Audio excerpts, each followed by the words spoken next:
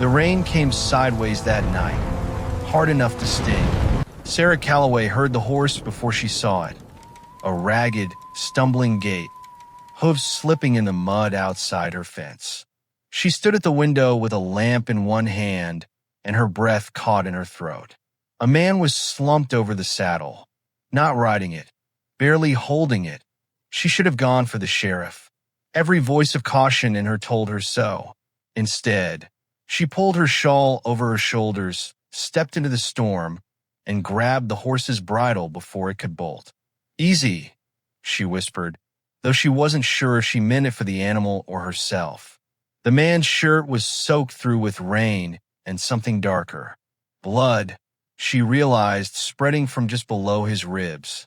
His eyes opened for a moment, pale gray, glassy with pain, and fixed on her face like he was trying to memorize it before the dark took him. "Please," he said. One word, then nothing. She got him down off the horse the way she'd learned to move dead weight. Her husband had taught her that years ago, hauling grain sacks in the barn. She didn't let herself think about that now. She dragged the stranger through the mud, up the porch steps, into the one room of her cabin that had a fire already lit. 7-year-old Eli stood in the doorway of the back room, rubbing his eyes. "Mama? Who is that? Go back to bed, baby. Is he gonna die?" Sarah didn't answer. She was already cutting away the man's shirt, already pressing a folded cloth hard against the wound, already praying in the silent, wordless way she'd prayed the night her husband didn't come home from the cattle drive. She didn't know his name.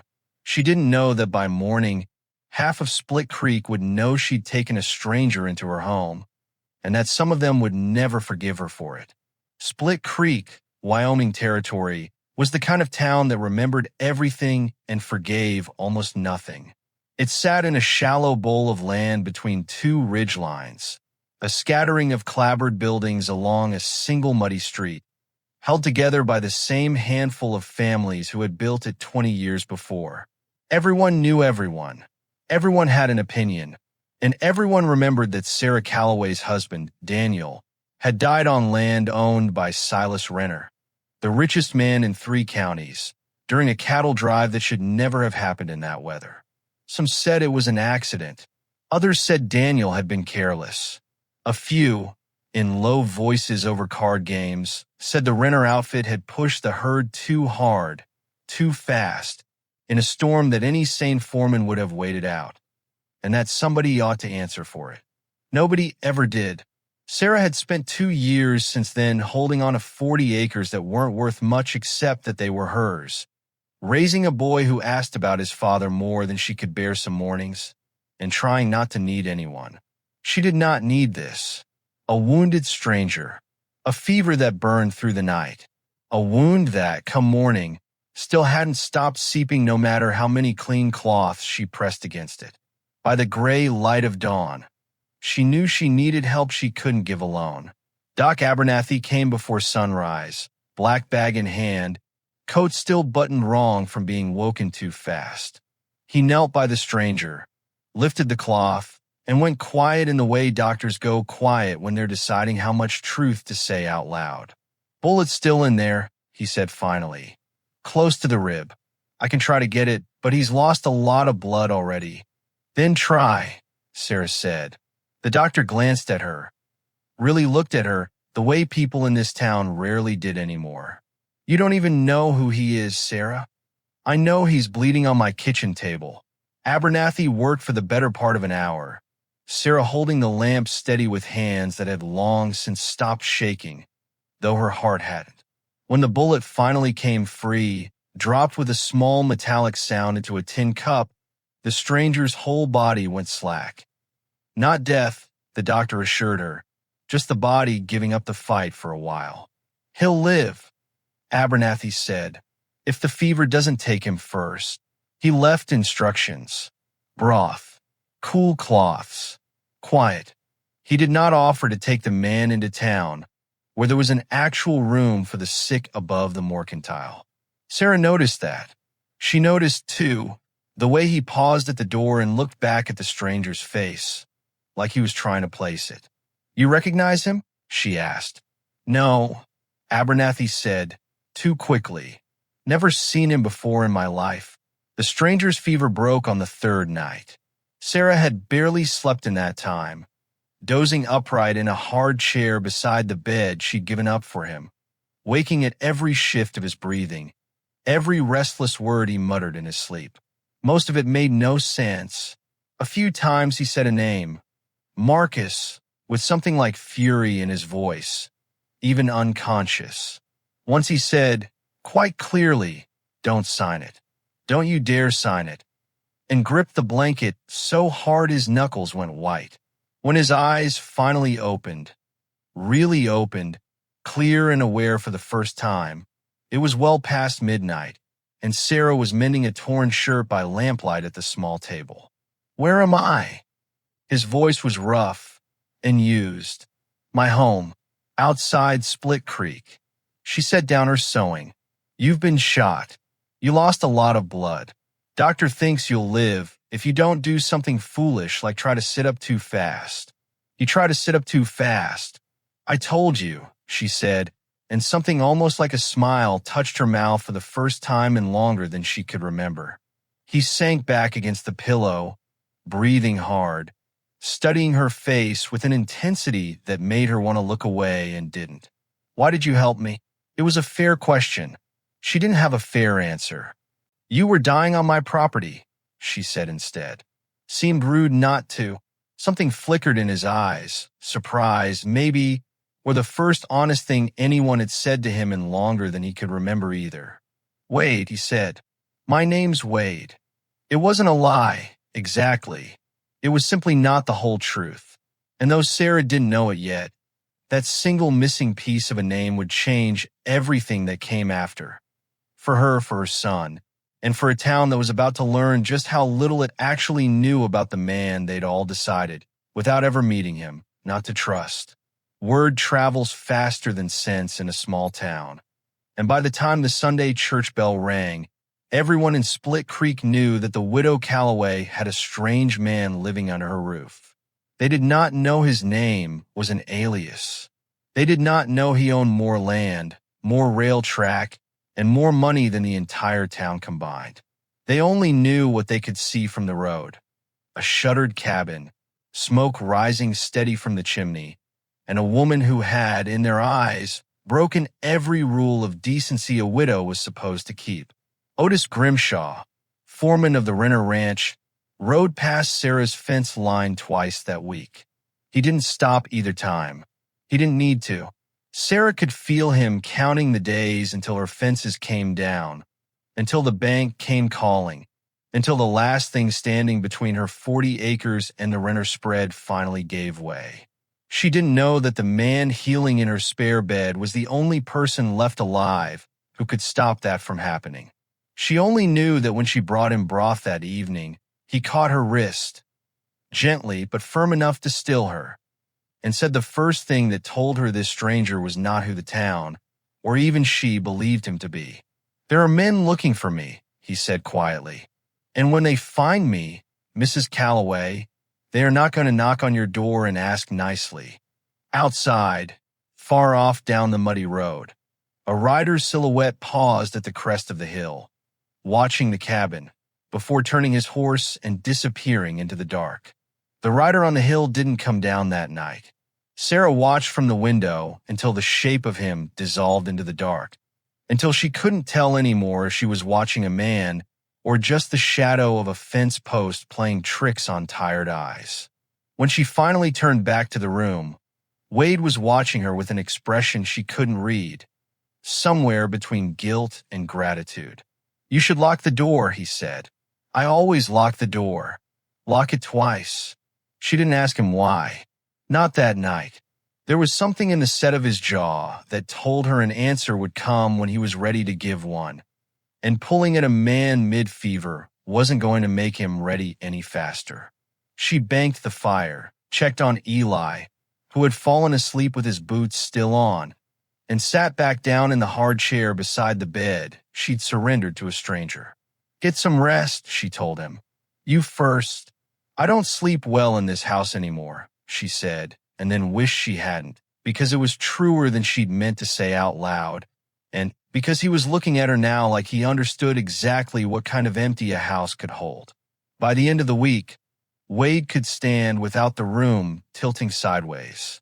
By the following Tuesday, he could make it to the porch and back without Sarah hovering at his elbow like he might shatter.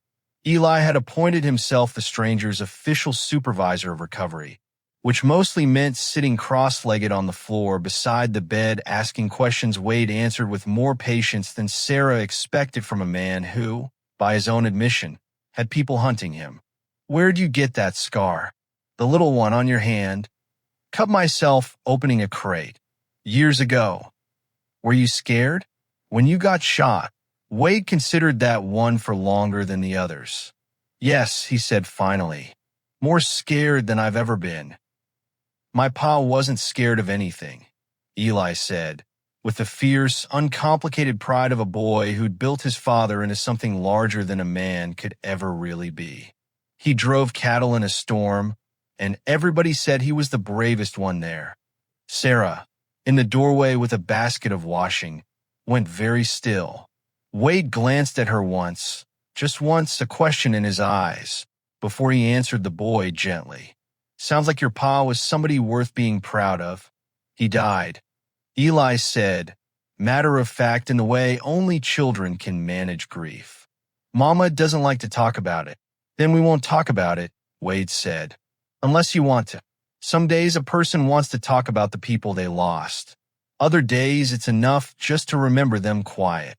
Later, after Eli had gone out to do his chores, Sarah stood at the wash basin longer than she needed to, scrubbing at a shirt that was already clean. "You didn't have to say that," she said finally. "I meant it. Most people around here think I should be over it by now." "Most people," Wade said, "have never lost anything that mattered." Split Creek noticed everything, and what it noticed most of all was Sunday. Sarah hadn't missed church in 2 years. Not through the worst of the grief, not through the loneliest winters, but that week, with Wade still too weak to be left and no one she trusted to sit with him, she stayed home. It was a small thing. It should have meant nothing. By Monday, half the town had decided it meant everything. She felt it the moment she walked into Pruitt's Mercantile. The way conversation dipped and shifted, the way Mrs. Pruitt's smile went thin and careful, the way old Hiram Cole, who'd known her since she was a girl, suddenly found something fascinating about the flour sacks. "Heard you've got a boarder," Mrs. Pruitt said, in a voice pitched for the whole store to hear. "I've got a man who nearly died on my property," Sarah said. "I wasn't about to leave him in the mud." "Course not." Mrs. Pruitt's eyes flicked toward the door, toward the street, toward anywhere but Sarah's face. "Folks are just saying, well, a widow woman, alone out there, with a strange man nobody knows the first thing about. It doesn't look right, Sarah. You understand how it looks. I understand how it looks to people with nothing better to do than look." The words came out sharper than she meant them, sharp enough that the store went fully silent, sharp enough that she saw, in the front window's reflection, Otis Grimshaw pausing on the boardwalk outside, tipping his hat with a smile that didn't belong anywhere near his eyes. "Careful, Mrs. Calloway," he said when she stepped out. "A woman with a reputation like yours can't afford many more mistakes." "Is that a warning, Mr. Grimshaw?" "It's neighborly advice." He glanced past her, toward the road that led to her homestead.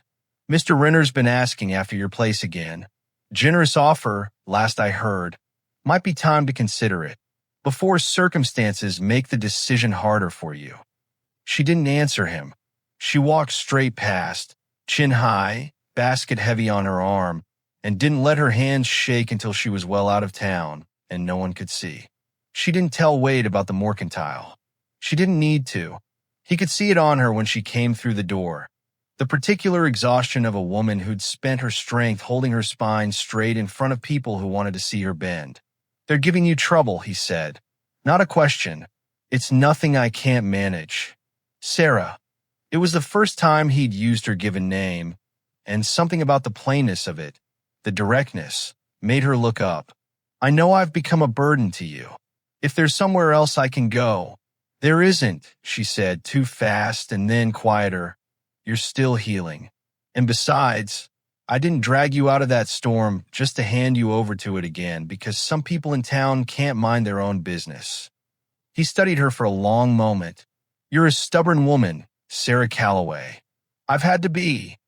That evening, while cleaning his ruined coat to see what could be salvaged, her fingers found a hidden inner pocket she hadn't noticed before, stitched in fine, deliberate thread, the kind of tailoring that didn't belong to any drifter's coat she'd ever seen. Inside was a folded letter, water-stained but legible, and a pocket watch, gold, heavier than it had any right to be, engraved on the back with initials that weren't W. NCW. She sat with it a long moment, turning it over in her palm, feeling the weight of a question she wasn't sure she wanted answered. She found him on the porch that night, sitting up on his own for the first time, looking out at the dark line of the ridge like he expected something to come out of it. Your name isn't Wade, she said. It wasn't an accusation, just a fact laid quiet between them. He didn't flinch. He'd been waiting for this, she realized. Maybe since the moment he opened his eyes and found himself alive in a stranger's bed. No, he admitted. It isn't. Then who are you? He was quiet long enough that she thought he might not answer at all. When he finally spoke, his voice had lost the rough, wounded edge it carried before, replaced by something careful, something that had clearly practiced choosing its words in rooms far grander than her porch. My name is Nathaniel Whitfield. My father built a company out of Denver, rail, mostly, and mining before that. When he died, I inherited more of it than any one man should. He looked at her, gauging. The men who shot me work for my business partner. His name is Marcus Delacroix. 3 weeks ago, I found proof he'd been stealing from the company for years, falsifying ledgers, selling off assets that weren't his to sell. I was supposed to meet with our lawyers in Cheyenne to have him removed. I never made it. He tried to have you killed. He succeeded, nearly. A humorless smile. As far as Marcus knows, he did succeed. There's likely already a telegram on its way to Denver announcing my death. Which means, Sarah, that right now, there is a great deal of money and a great deal of power quietly changing hands into the wrong man's pockets, and no one left alive who can stop it. Sarah sat down slowly on the porch step, the pocket watch still warm from her own hand. Why didn't you tell me sooner? Because the fewer people who know I'm alive, he said quietly, the safer you and your son are. I should have left the moment I could stand. I told myself I would, and then he stopped himself, looked away toward the dark ridge again, and then I kept finding reasons to stay one more day. Before she could answer him, before she even knew what she meant to say, the sound reached them both at once. Hoofbeats. Several riders, moving fast, coming up the road from town. Wade was on his feet before she was, one hand going to his hip out of pure instinct, finding nothing there but the memory of a gun he no longer had. Get Eli, he said, voice dropped low and urgent. Get him inside, get down, and don't come out no matter what you hear. Wade, that's not my name, he said, already moving toward the door, already positioning himself between the riders and the house that held a woman and a boy who had no business being caught in the middle of another man's war. But it's the only one they don't know to look for. Go, Sarah, now. The riders crested the last rise into the lamplight spilling from her windows, and even from the porch, even in the dark, Sarah could see the glint of drawn revolvers catching the moon. 3 riders. Sarah counted them the way her husband had taught her to count cattle in bad light. Fast, certain, no room for hoping the number was smaller than it was. Inside, Wade said again, and this time she went, dragging Eli from the window before his curiosity could get the better of him, pressing them both flat against the wall beneath the sill the way she'd once been taught to shelter from lightning. Through the gap in the curtain, she watched Wade step off the porch and into the open yard, empty-handed, chin level, like a man walking toward a negotiation instead of a bullet. Evening, he called out, voice steady in a way that told her he'd done this before. Some version of this in some other room with some other kind of danger wearing a suit instead of a gun belt. You've ridden a long way. I'd ask what you want, but I already know. The lead rider swung down from his horse, broad-shouldered, unhurried, a man who clearly believed the outcome of this conversation was already decided.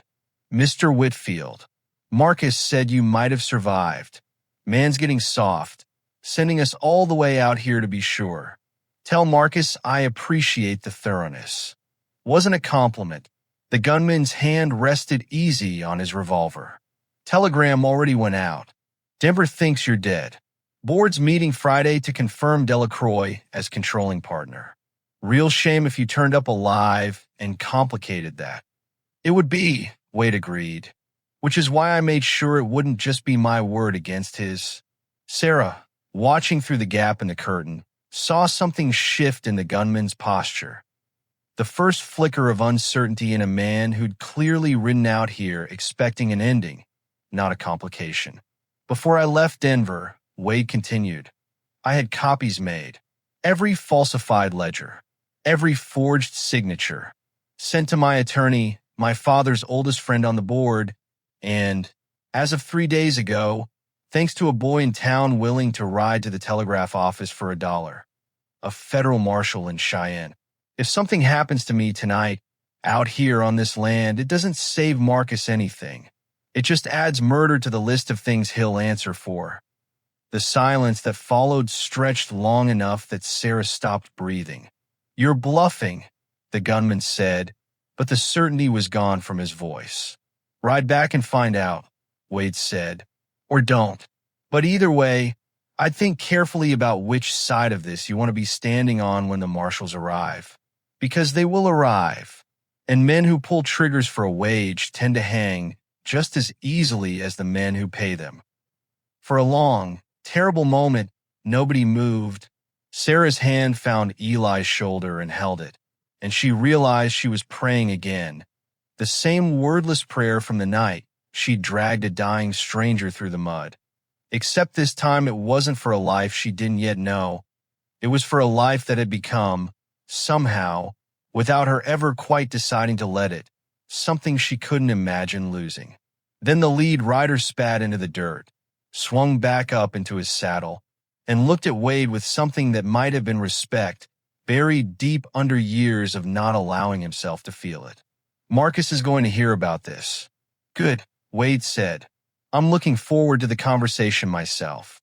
The three riders turned their horses and rode back into the dark the way they'd come. And it was a long while before the sound of them faded entirely, and longer still before Wade's shoulders finally came down from where they'd been locked near his ears. He turned toward the cabin. Sarah was already at the door. Doc Abernathy came out the following afternoon, and this time he didn't pretend not to recognize the man he was treating. I saw your photograph in a Denver paper 2 years back, he admitted, checking the mostly healed wound with careful hands. Whitfield rail, breaking ground on the new spur line. Didn't say anything because he glanced towards Sarah, who was kneading bread at the table, pretending not to listen. Because it wasn't my business to say, and because a man half dead on a widow's kitchen table deserved the chance to heal before the world found out who he was. I'm grateful, Wade said. More than I can say. Don't thank me. The doctor packed his bag, snapped it shut. Thank her. She's the one who didn't ask who you were before she pulled you out of that storm.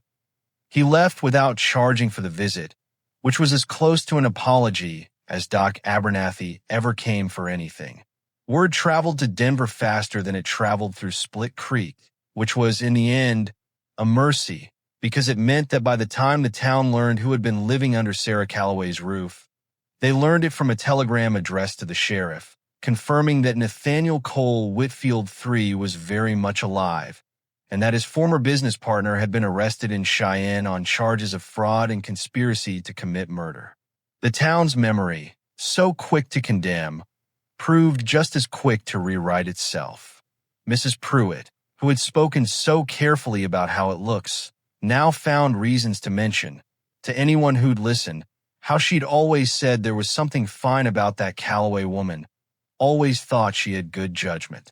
Old Hiram Cole tipped his hat to Sarah in the street, like he'd never once found the flour sacks more interesting than her face. Sarah watched it all with a tired, wry patience. She didn't need their apologies. She'd stopped needing their approval somewhere around the third night of Wade's fever, when she'd realized that the people whose opinions she'd spent 2 years guarding herself against had never once shown up with a covered dish or a kind word when she was drowning in grief alone. The only apology that mattered came from Otis Grimshaw, and it wasn't really an apology at all. Mr. Renner would like to discuss the boundary dispute, he said stiffly, hat in his hands, unable to meet Wade's eyes. Given the circumstances, there's no dispute, Wade said. Mrs. Calloway's land is hers. It was hers before I arrived, and it'll be hers long after Marcus Delacroix is a name nobody bothers remembering. You can tell Mr. Renner that. Grimshaw left without another word and rode considerably slower going than he had coming. It was Nathaniel, not Wade, though Sarah found she still thought of him that way sometimes in the quiet moments, who rode into town 2 weeks later and returned with news that changed the shape of everything. He'd bought the Renner Ranch, not out of spite, though there was a certain satisfaction in it. Silas Renner, facing his own debts and eager to be free of a business he'd never much cared for beyond the money it made him, had sold the whole spread, 6,000 acres, the water rights, the herds, everything, for a price that made the town's collective jaw drop when word got out. You didn't have to do that, Sarah told him, standing at her fence line, looking out at land that had once belonged to the man responsible, however indirectly, for her husband's death. No, Nathaniel agreed. I wanted to. Why? He considered the question with the same careful weight he gave everything, and when he answered, his voice had none of the practiced smoothness she imagined he used in boardrooms in Denver. It was just honest, because for 2 years, this town let a woman raise a boy alone on 40 acres surrounded by a man who wanted her gone. Because you pulled a stranger out of a storm and never once asked what was in it for you. And because, he said quieter now, I've spent my whole life building a company, and I never once built anything that felt like it mattered until I watched you hold a lamp steady for an hour so a doctor could save a man you owed nothing to. That's not a reason to buy 6,000 acres. No, he admitted, the corner of his mouth lifting, but it's a reason to want to stay somewhere close enough to see how the story ends.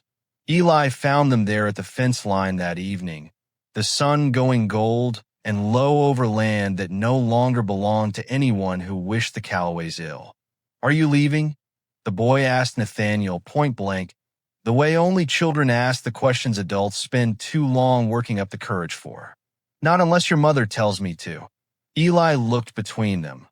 The careful distance that had, somewhere in the last month, become something else entirely, and grinned the wide, gap-toothed grin of a boy who understood far more than the adults around him gave him credit for. You should stay, he said simply. Mama likes you. She smiles different now. Eli, Sarah said, flushing. It's true, he said, entirely unrepentant, and ran off toward the barn to check on the horses before either of them could argue. Nathaniel looked at her in the fading light, and for the first time since the night she'd found him half dead in the mud, there was nothing guarded in his face at all. He's not wrong, Sarah admitted quietly. I do. Autumn came to Split Creek the way it always had. The cottonwoods turning gold along the creek, the first frost silvering the grass at dawn, the cattle moved down from the high pasture before the snow could trap them. But the town itself had changed in ways no season could account for. The widow Calloway's fences had been mended and extended, her herd doubled, her boy laughing louder and more often than anyone could remember. And on quiet evenings, if you rode past the old Calloway place, bigger now, though nobody called it anything but by her name still, you might see a lantern glowing steady in the front window, and 2 shadows moving unhurried across the porch, and a boy's laughter drifting out across land that had finally, after so much loss, become something worth calling home.